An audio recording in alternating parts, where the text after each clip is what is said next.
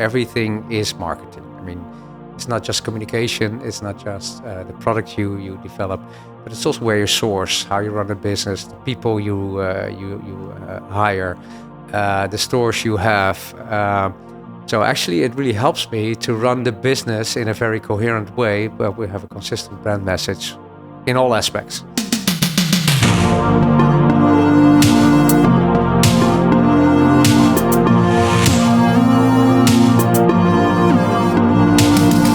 Micha, welcome to the podcast. Thank you for joining us. I really look forward to getting into depth with you.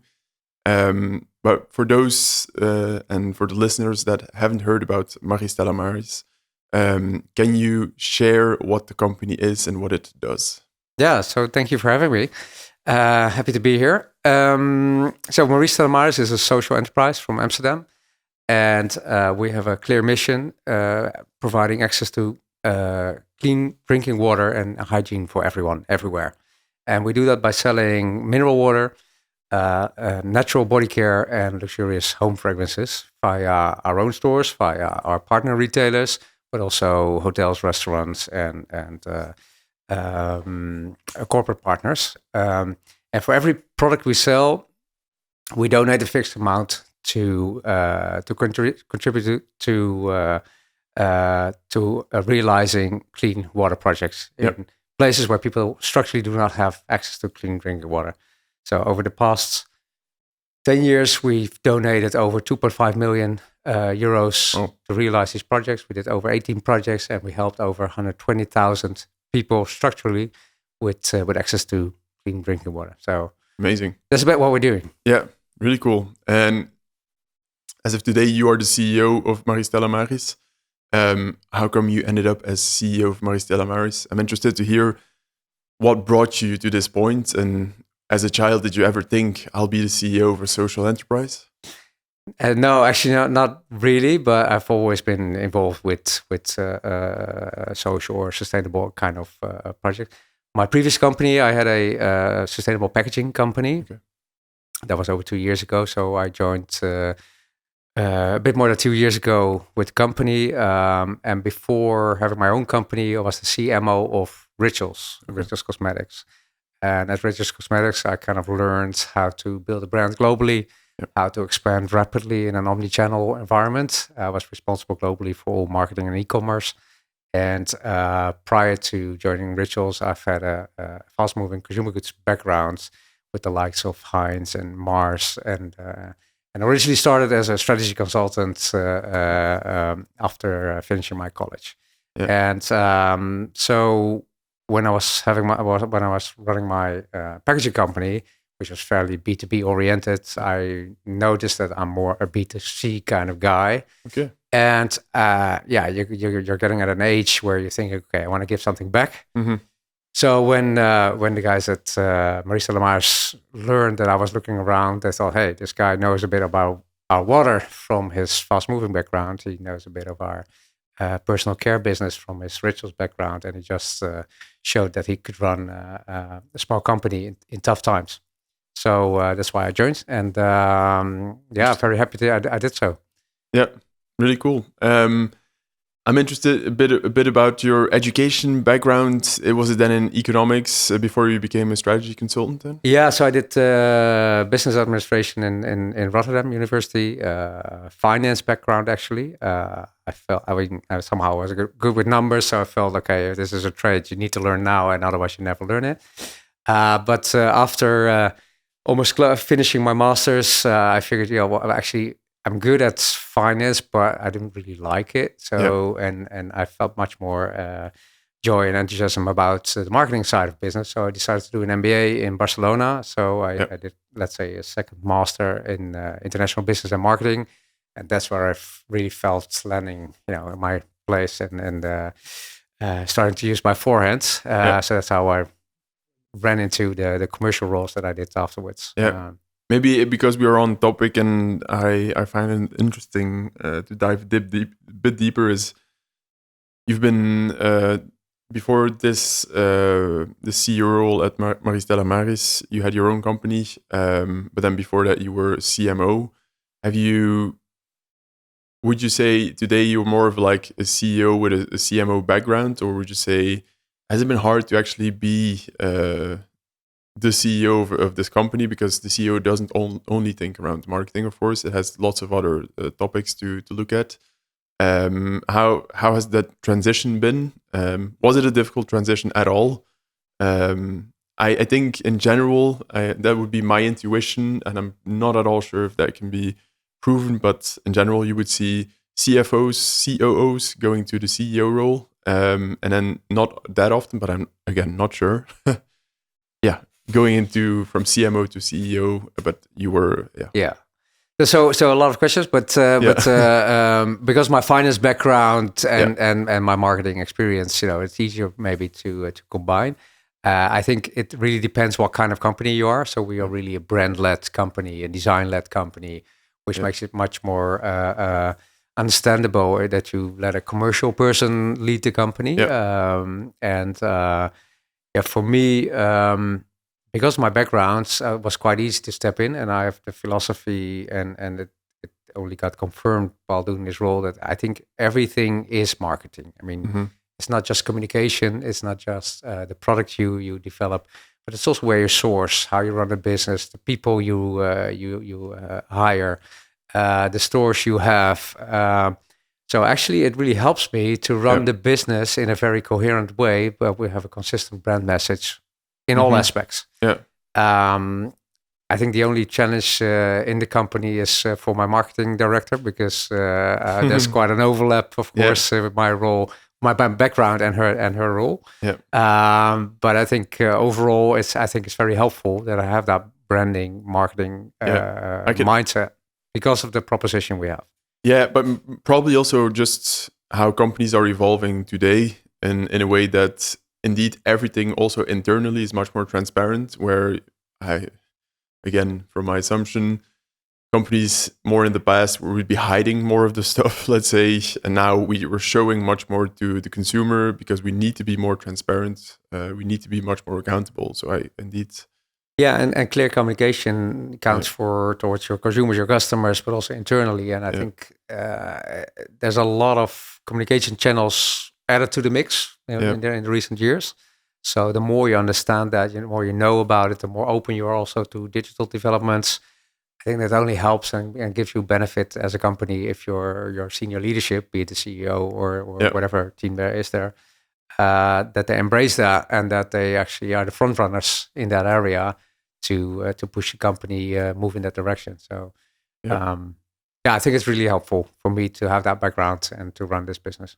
Perfect. I'm interested to hear how did Marie-Stella-Maris come about? Who started the company? What was the proposition at first? Because I think it's been 11 years or... Yeah, so the company was founded in 2011 by Patrick Munsers. Patrick Munsers was part of the Scotch and Soda business. And when he exited that business, he earned some money and he felt like, okay, now it's time to give something back. And while he was thinking what he would do, there was an announcement or a request from the government and the United Nations saying, okay, 1 out of 4 people does not have access to clean drinking water. And we want to change that. And we're looking for companies and persons that want to fight for this cause. And he was inspired by that. He was inspired and he thought, okay, creative as he was, because he was the creative director at Scotch and Soda, he felt like, okay, if I'm going to do something about it, it has to be kind of a nice mix of design and giving back.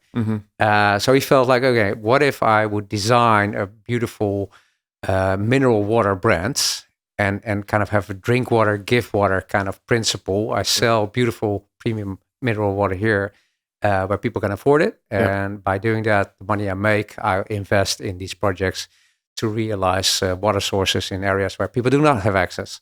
And that's actually how we started.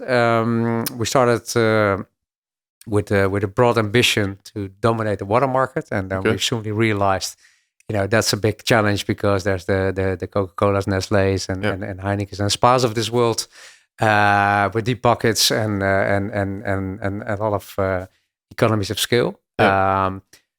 And then you have to play the supermarket game where there's a lot of margin going to the supermarkets. And you have to be part of their advertising scheme. And so there was not a lot of money left to donate to the water projects. Yeah. So we felt like, okay, this is not the right channel for us.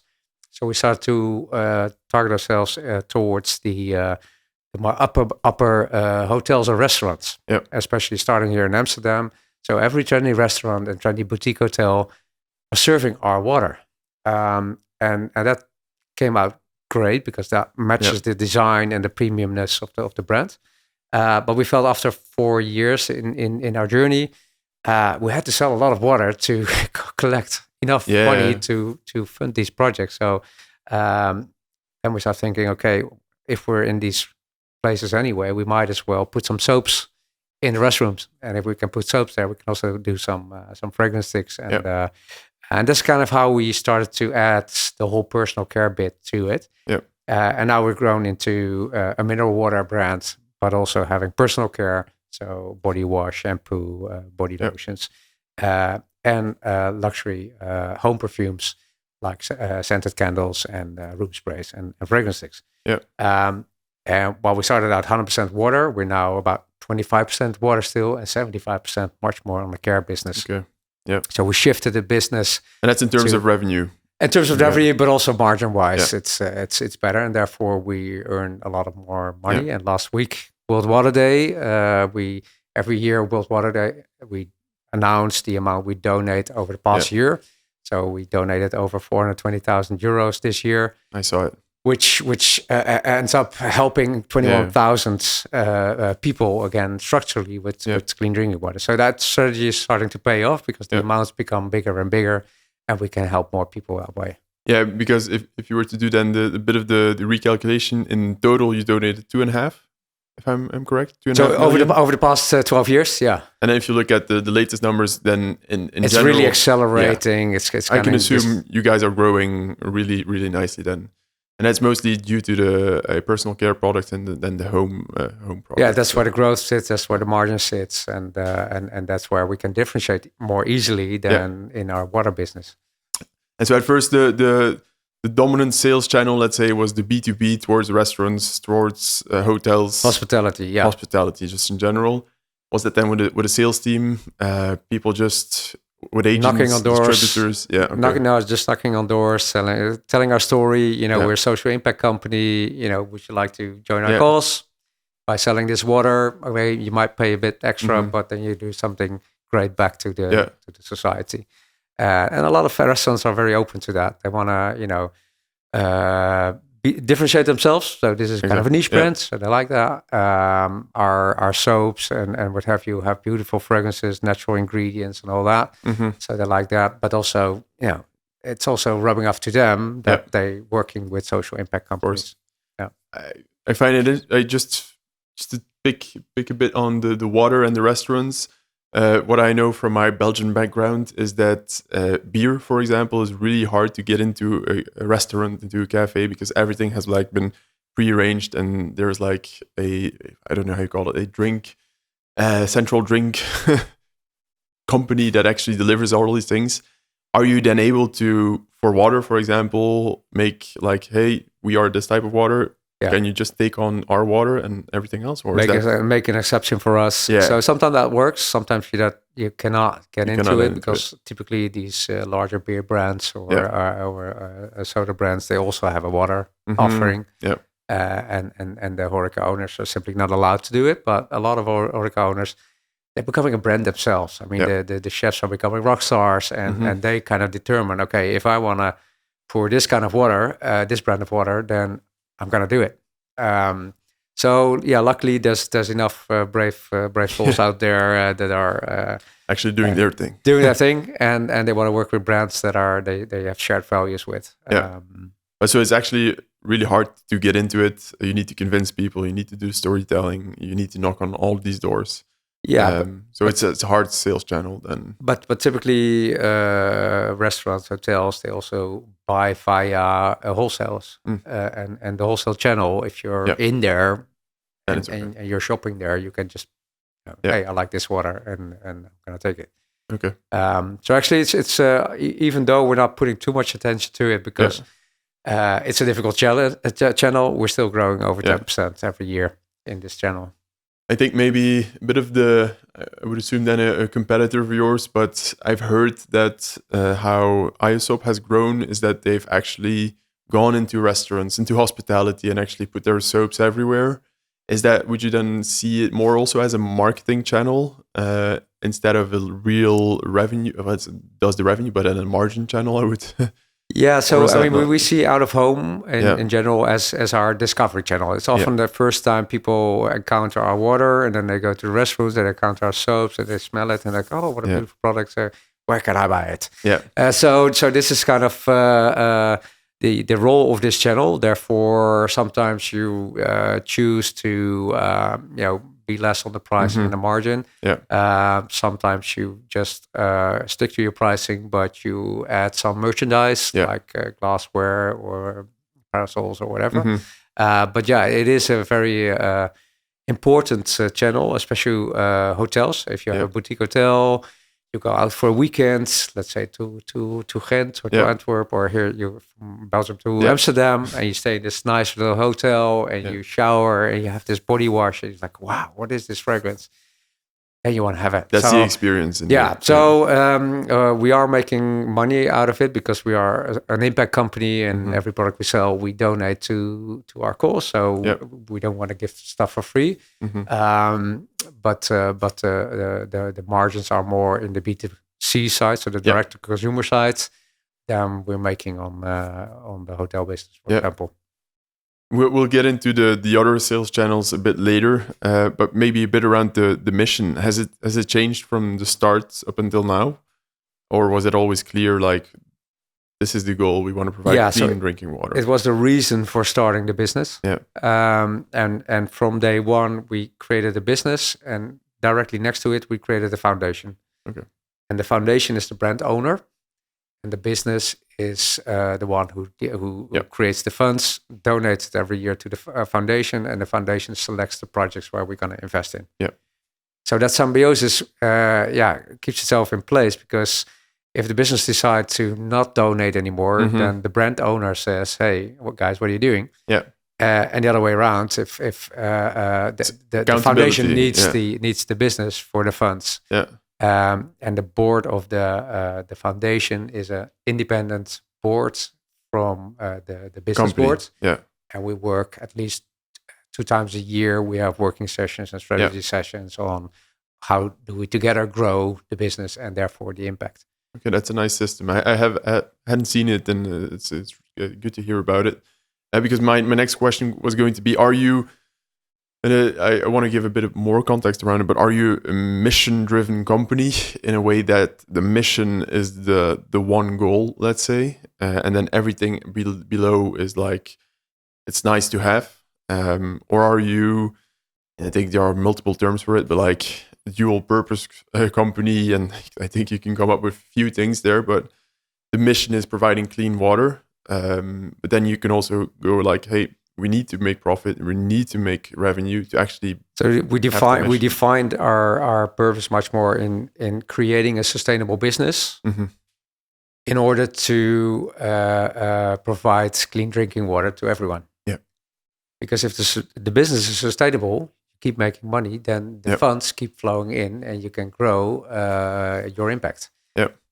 If it's a one-off donation, then after the donation, you're done. Yeah. But then the vision and the strategy come in and say, okay, then how are you going to do that? And what do you want to be? And then the vision is much more being the most Europeans' most desirable, conscious care brand, for example.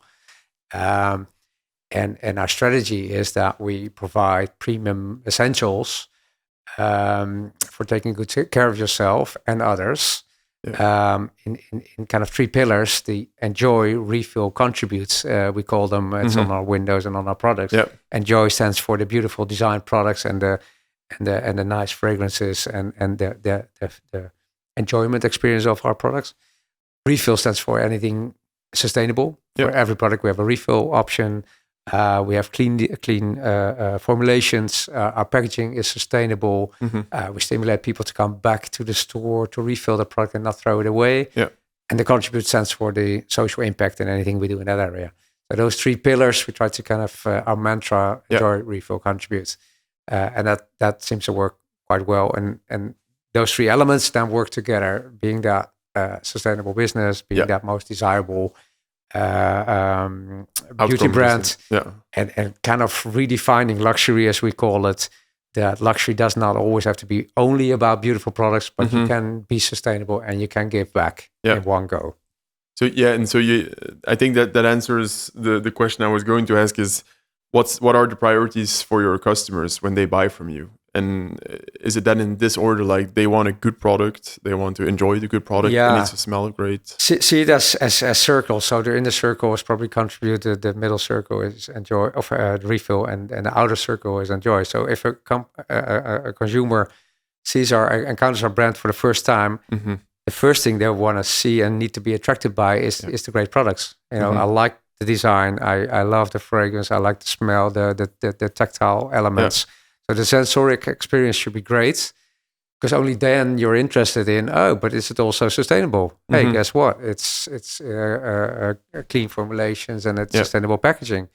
And look at that, guys. They're also socially engaged and they're giving something back. So, but if you only talk about giving back and the social contribution, they think you're an NGO, and why would I buy it? Because I think it's great, but if the products are crap, then I'm still not gonna. Yeah, you don't trust NGOs selling products. You trust. Well, you might trust them, but you know it's not going to be the best experience. You're not going to be proudly putting it on your kitchen desk or something. Yeah, but then the social mission is a good marketing. It's good to grab the attention of the people, but then whenever they feel the product, the experience, then it comes into the circles. Yeah, I think it's more the other way around. They grab their attention by the beautiful products, and then you learn more. So it's more a confirmation of someone's choice. Yeah, but they learn more about it. Like, oh, great! It's also sustainable. It's also socially conscious. Has it been hard because you now serve, let's say, three categories? I don't know how you define it internally. You have then the water. You have the home, more types of products around the home. Then the personal care. Has it been hard to actually have those three categories, because you have like one consumer who's really fond of your water and he needs specific things, he needs specific message, he needs to feel spoken to in a way. But then you're also having other categories. I would say in a way related, but I wouldn't per se put water very related to personal care. Has it been hard to communicate all of these things? Yeah, so in a way, people are kind of wondering, okay, water brand and the care brand, I didn't know these were the same brands. But I think the water brand is really the carrier of our message, of our social mission, and clean water to everyone. And I think the home and the personal care, and within that you have several. You have hair care, you have body care, you have head care. There's several subcategories underneath it. I think that's still kind of one big category. Also in terms of channels, it's if you walk into department stores, all those products can fit together and still be one kind of coherent brand. So the water we typically use to tell our overall brand story about giving access to clean drinking water, drink water, give water. And the care products we really use to have that enjoy, refill, contribute message, that it's really redefining luxury, and you can still enjoy the things you use as long as you choose brands that are also conscious in the area of sustainability, in the area of social contribution. Yeah, are you then thinking of adding other categories, other products, or more deepening into the existing categories? Yeah, so we are adding categories. So a couple of years ago, if you look through your kind of your eyelashes, we were typically a water, hand soap, fragrance stick brand, and that's kind of incoherent, right? So we started to add body care categories, like we launched sun care. We have shampoo, different soaps. So more categories there. I mean, imagine your typical perfumery website with all the menu items in there, and there's no reason why we cannot enter any of those categories. And the same with the home care. Next, if you launch a fragrance sticks, then you can also have a room spray. And if you have a room spray, you can also have a scented candle, and etc. etc. Yeah. But there might be new categories like body perfume, eau de parfum. Yeah. Or we could add something towards home cleaning or clothes, laundry washing. Or I mean, I think the sky is the limit for a conscious lifestyle brand as we are, because as long as you can link that enjoyment with the refill, with the contribution part, I think, and you do that in a coherent way, and you have a couple of design principles for the design part. You have, you do not concessions on the quality of the products. I think you can go a long way in adding categories. Yeah. And I think by having more categories, if you only have one category, you need to reach out to new people every time. Yeah. But if you have multiple categories, I can reach one person who first buys one product and then is interested in the second, and then you can also use the third.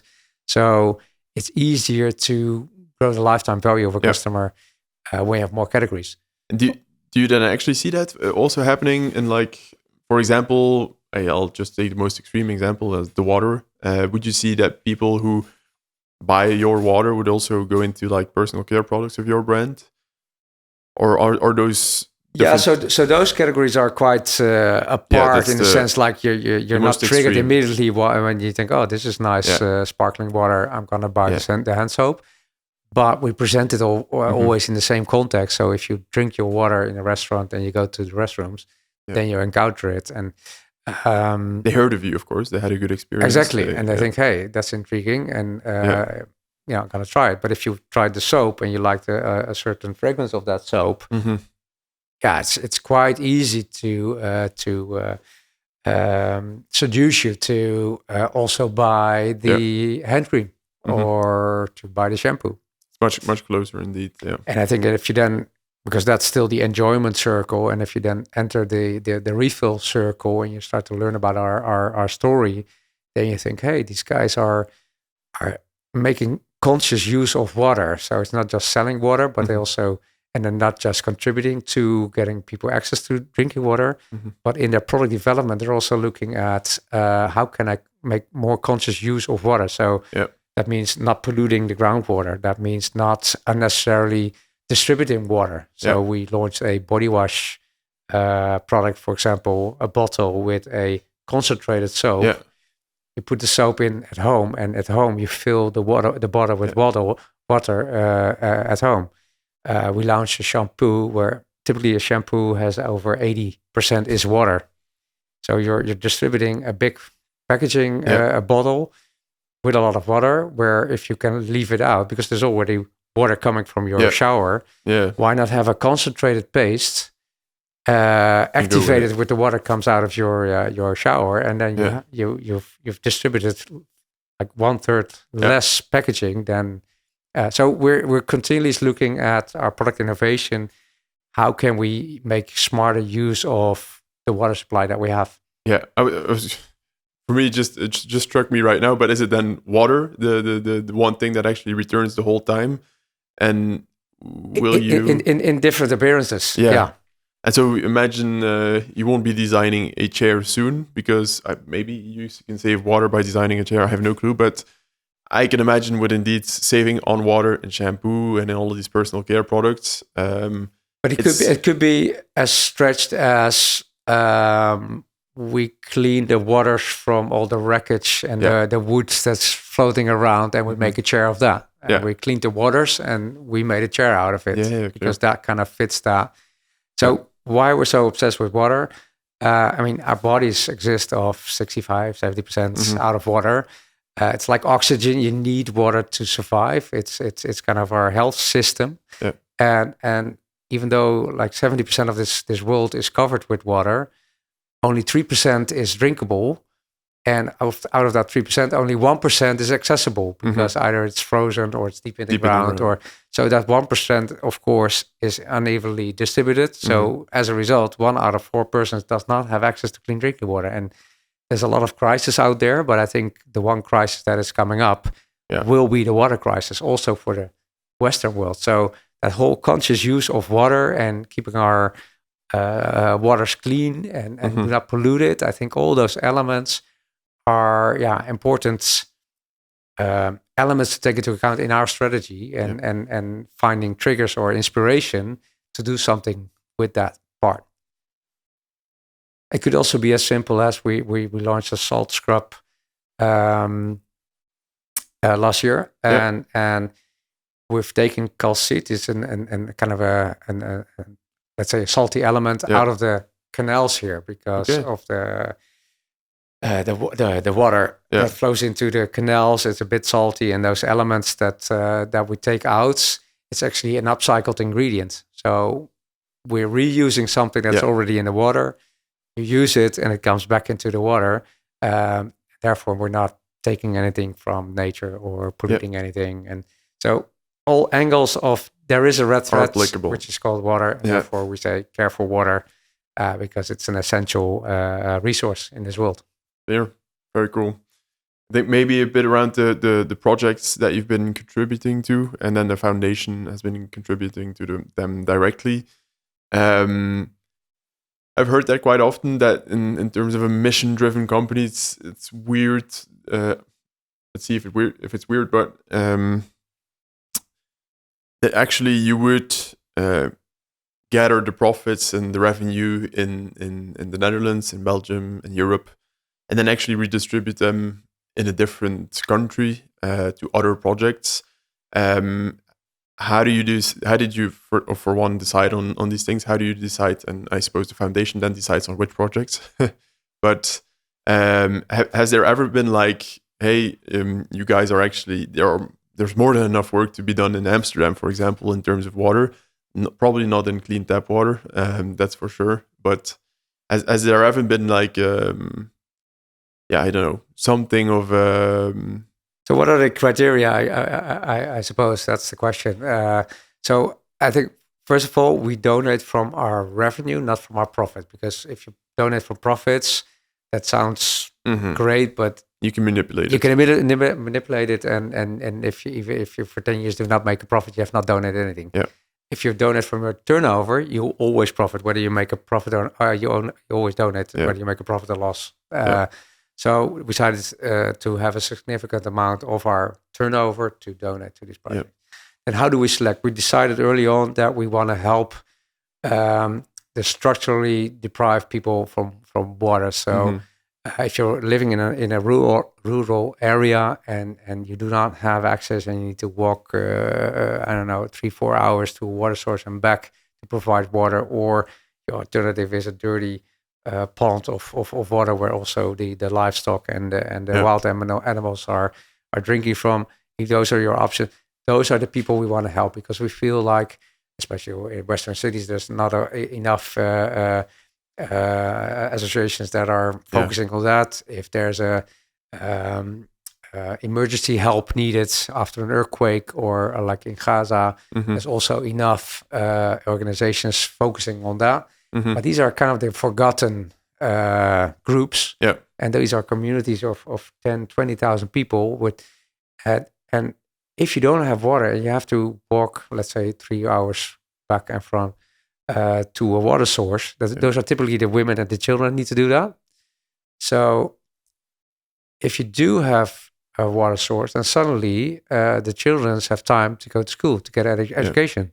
Women have time to become economically active.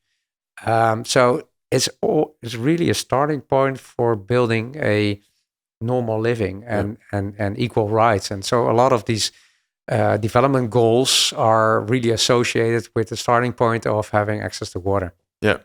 And is it then, are you sponsoring or donating then to NGOs locally?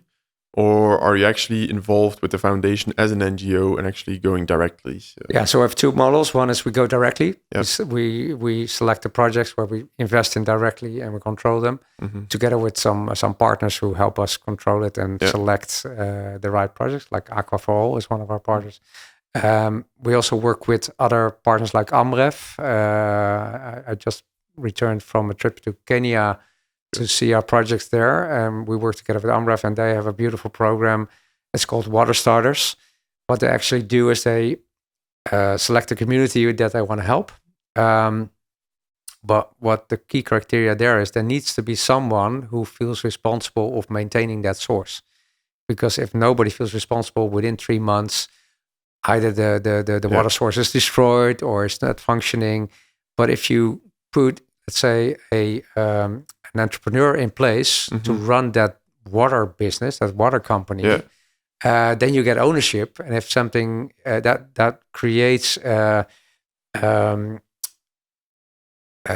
local ownership, but also maintenance, and they an organization around it. They keep it up, and they create an organization around it.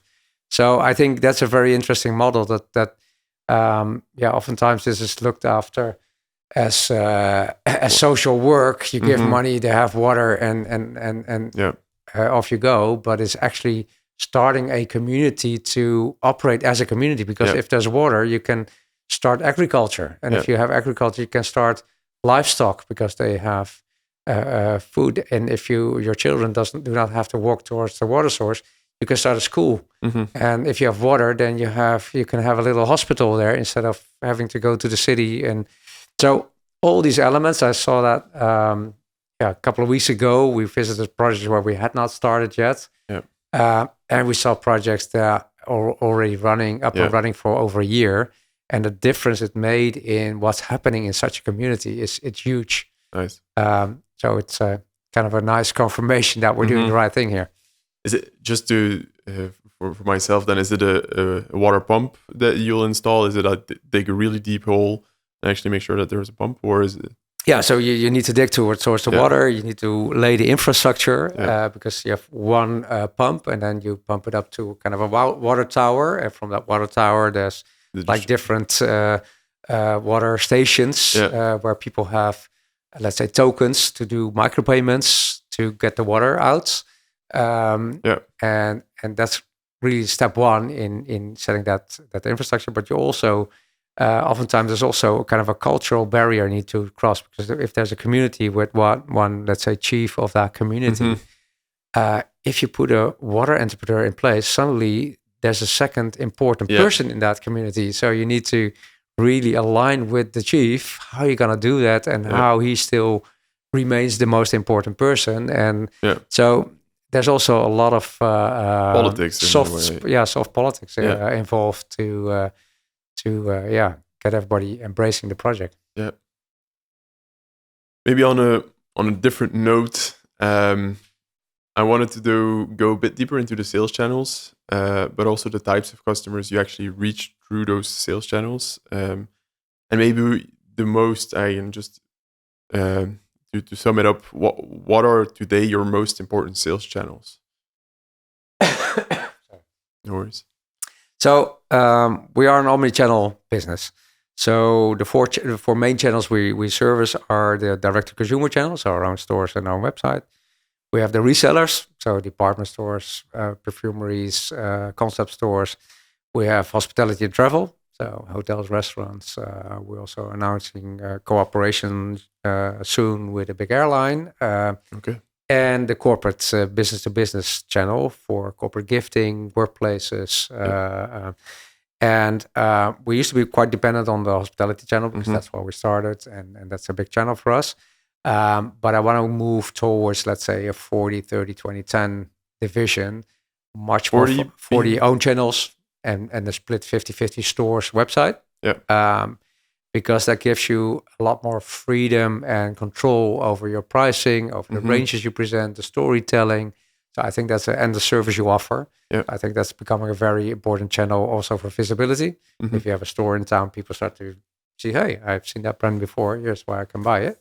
But the resellers you really need to partner with to ensure national coverage, because if you need to open a store in every little village, you need to have deep pockets. So if you can partner with a couple of key retailers, Bijenkorf here in the Netherlands is one of our partners, then you reach new groups of people without having to advertise a lot because you're there.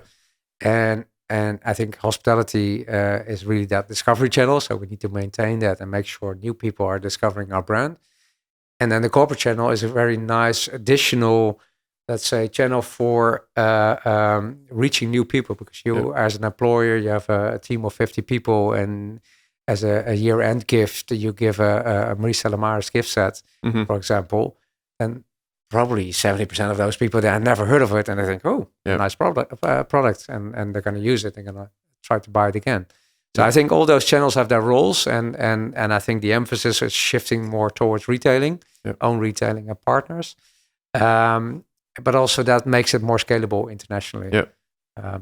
Who do you then listen to the most? Because I can imagine your resellers have certain requirements of your products. They might want extra categories. But then your end consumer that actually buys in your stores, buys online, is there like, you'll need to like take into account because like hospitality is completely different. They want, I would assume, again, other types of nuances and these things, or do you try to cater to everybody and like at the same time?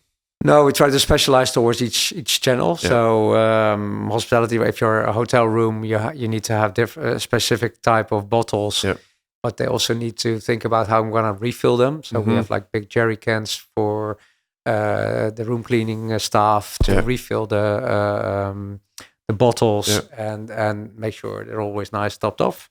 And restaurants, they typically do not want to have the same bottles that you can buy in the store. So we have different bottles there.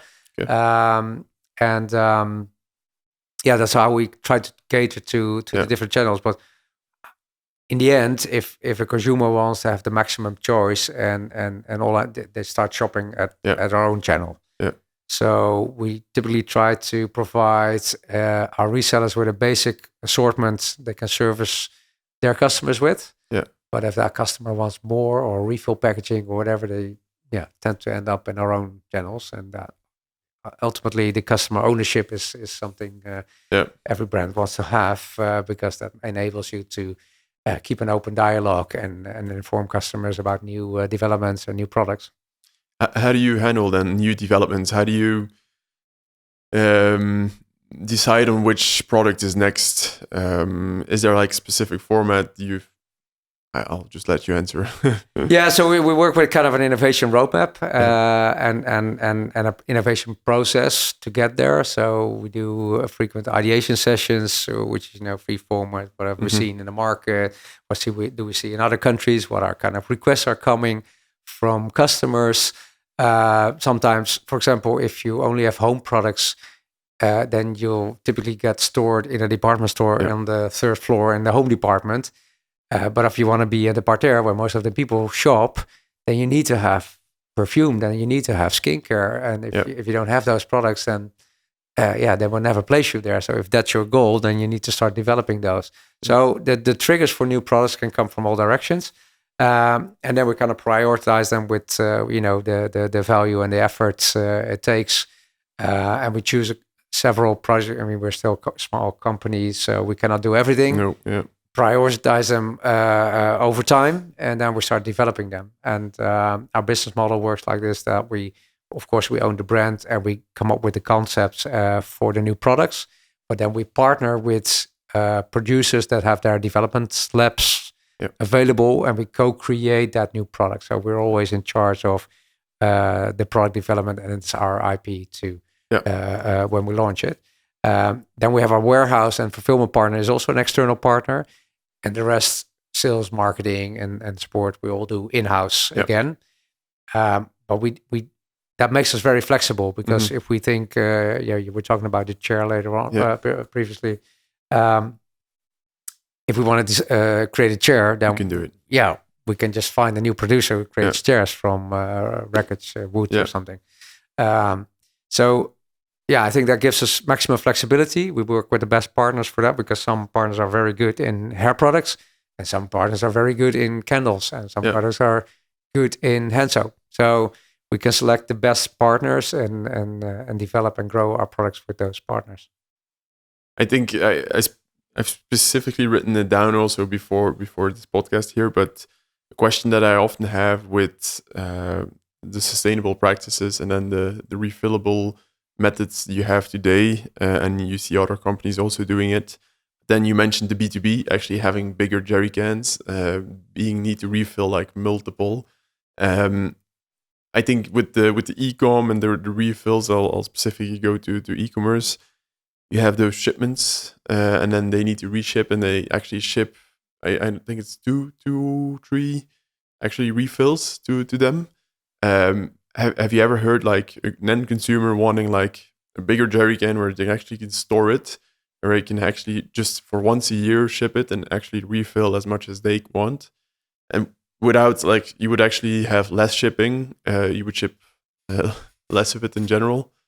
Yeah, so that could be an interesting model indeed. It's like get your own jerry can, and but typically people do not look so far ahead, and they don't want to do the big investment in one go because bigger product is also more expensive. And they want to have that feeling of flexibility. So we haven't had those requests yet, but it might be an interesting model. Yeah, and I think it's more also indeed. I can imagine for a consumer point of view, it's much less. It's a big investment mostly that will probably be a hurdle, but it's in terms of shipping, in terms of sustainability, it's just more interesting to ship a few liters than actually shipping packages if they are like a loyal consumer, and then they of course do it. Yeah, so the other way to look at it is if you have monotype packaging that fits your the post the post box, let's say, that could also be a more sustainable option than to ship a big box, and you're not at home and they have to come back and all that. So we are working on a let's say a pouch kind of format that fits your post box, and it's easier to order and have a kind of a subscription model. Because if you're just in time with refilling your soap, for example, then that also has kind of a sustainable element to it. Are you working on a subscription model? Is it? I suppose it's been on the roadmap with the refills and everything. Is it something hard to do? I can imagine like you don't know when the soap is going to end. You don't know when it's running out. Yeah, but if you have typical questions like what's the size of your household, 1, 2, 3, 4 people, where do you put it? Is it at the toilet or at the kitchen or in the bathroom?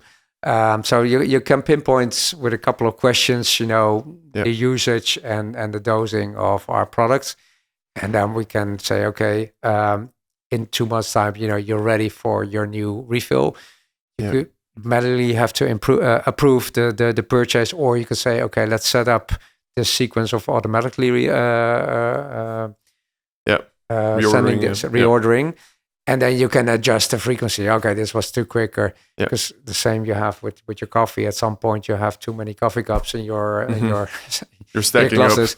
Like, okay, let's reduce the frequency a little bit. But if you make that flexible and accessible via your mobile phone, then should be good. It should be good, and then the risk is gone. Yeah, what I once heard from, I think it's somebody in cosmetics also, is that they're trying to engineer the pump in a way that each pump actually does the same amount, and so that they know if they do it on a daily basis, they like have X amount of grams coming out, and then like, here we go. And you can actually count how many days you can do with it.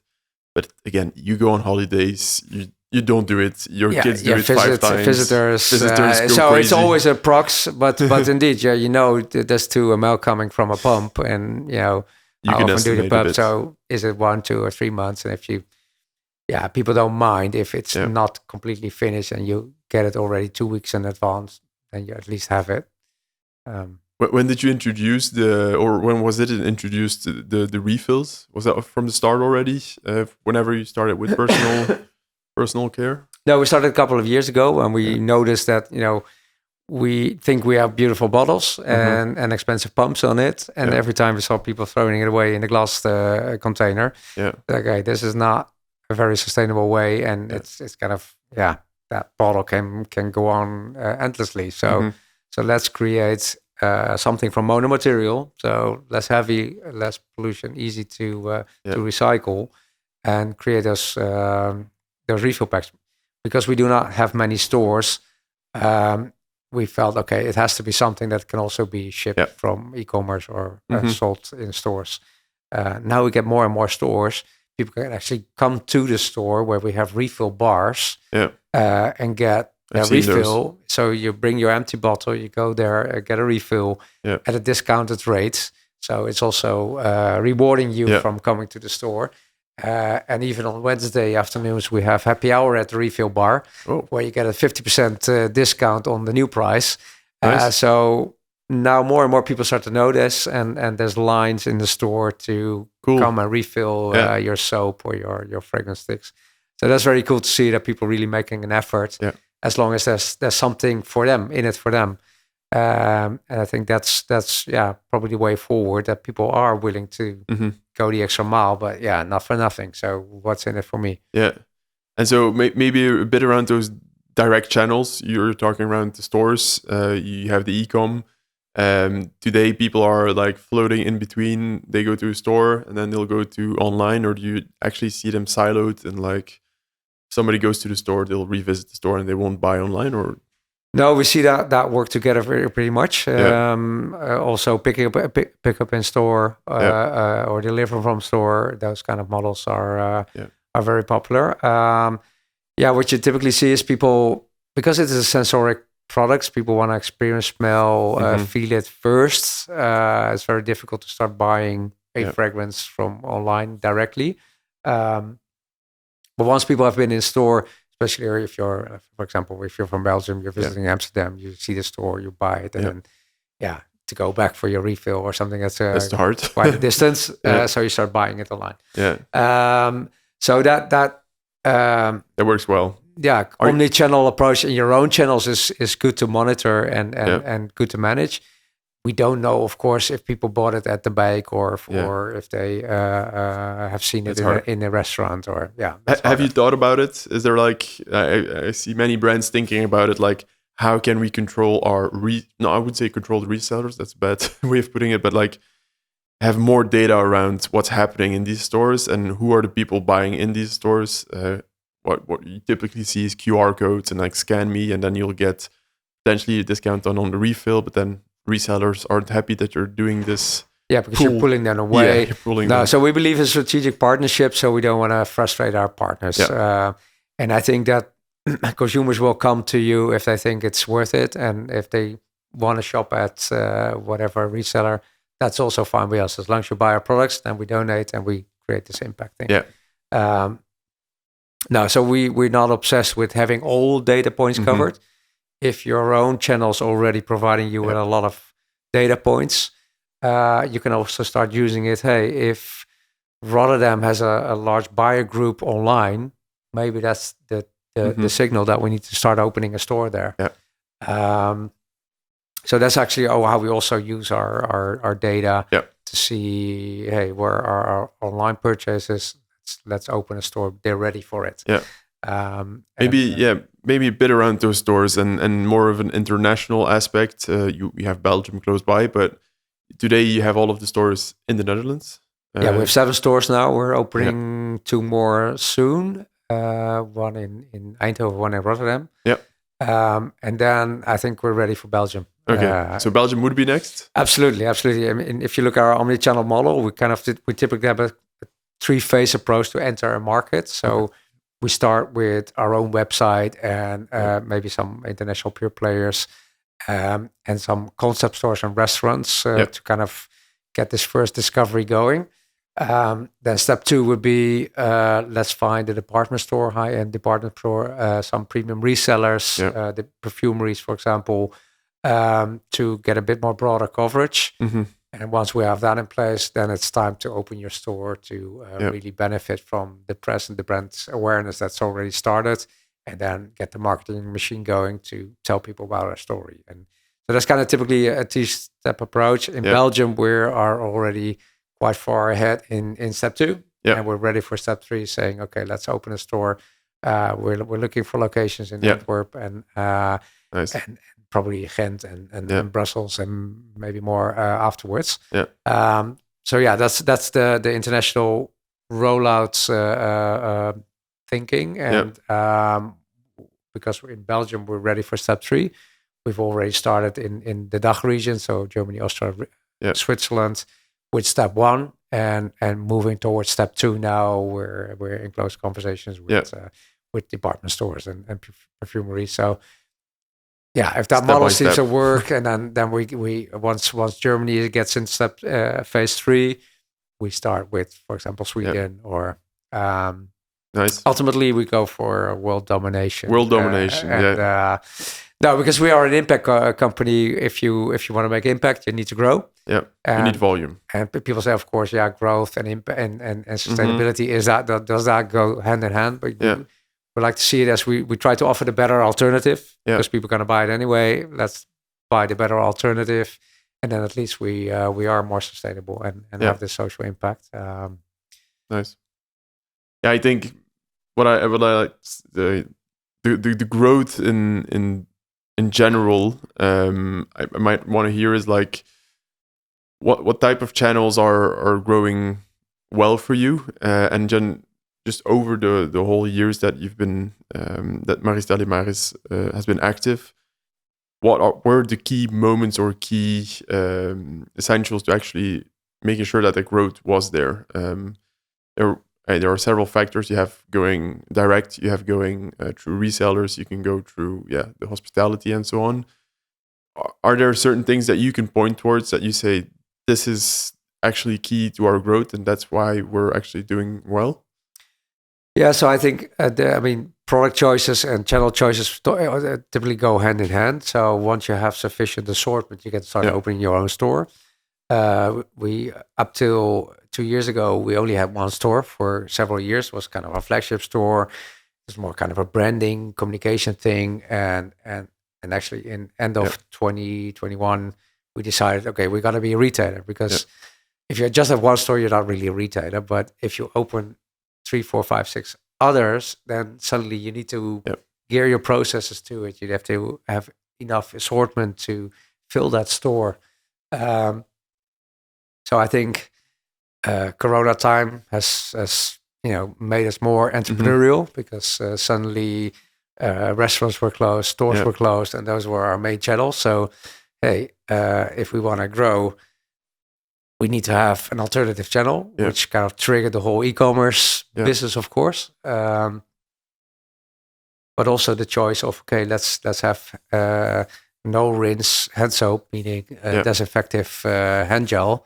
Mm-hmm. We survived on that during the COVID time, because everyone was looking for, where can I find disinfected hand gel that does not smell too spiritus. I want to have a nice smell, but still have everything virus free. So you see some kind of changes. So we deliberately decided to be more a retailer. We deliberately pushed our e-com channel during COVID. We started to launch some products that covered the need at that moment. Now we see that department stores are tough weather. If you look at Germany, the Galeria filed for bankruptcy. The KDW, so there's it's Bijenkorf has gone through a rough period. So then you're thinking, okay, is that our major growth channel, or should we aim at maybe in the reseller space? Look at the concept stores, because small concept stores are great for discovery of a brand. But they're much more stable, at least in numbers, than 1 or 2 big accounts. So you better have 100 smaller accounts where maybe 10% does not make it, but then still 90% does. The 1 or 2 accounts, if one of them does not make it, then you're in trouble. How has been the marketplaces? Have you seen? Are you experimenting with marketplaces today? Are you active on marketplaces? So we work with partners like Zalando.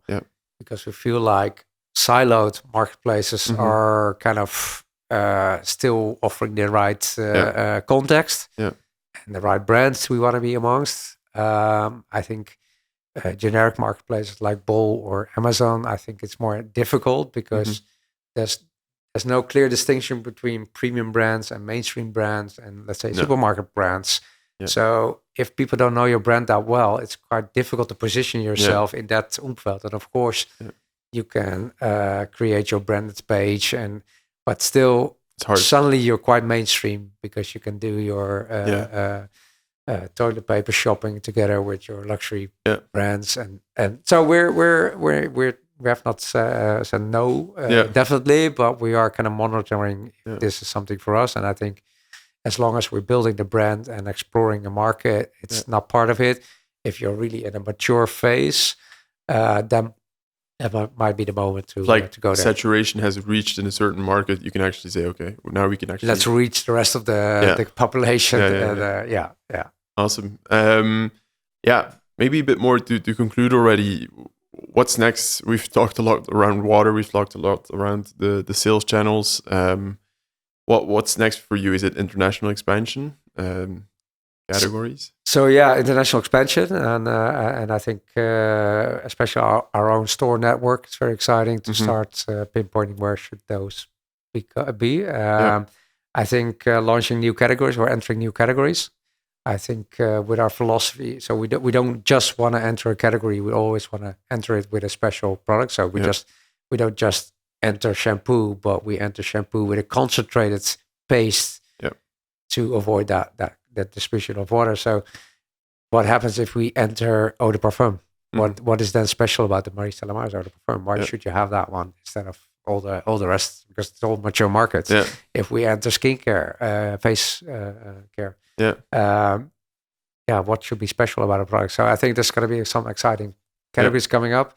I think building the brand in the Netherlands, where you're quite known already, where you've been able to build the brand over the past 12, 13 years, that's great. But how do you accelerate that in a new market? So suppose in Germany, if we start, can we create that same kind of brand awareness in 3-4 years time instead of 12?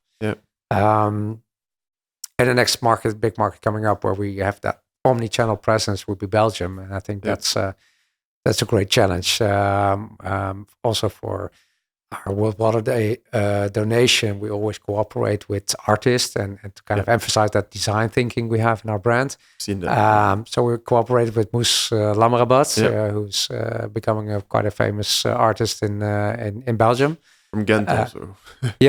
So and he actually visited with us the Kenya projects I just referred to, and that was fantastic to be there with him and his partner for a couple of days to learn about his thinking, but also kind of experience his inspiration firsthand when he starts to do his shooting. And so I think that the result of that partnership came out great with some fantastic images he shot.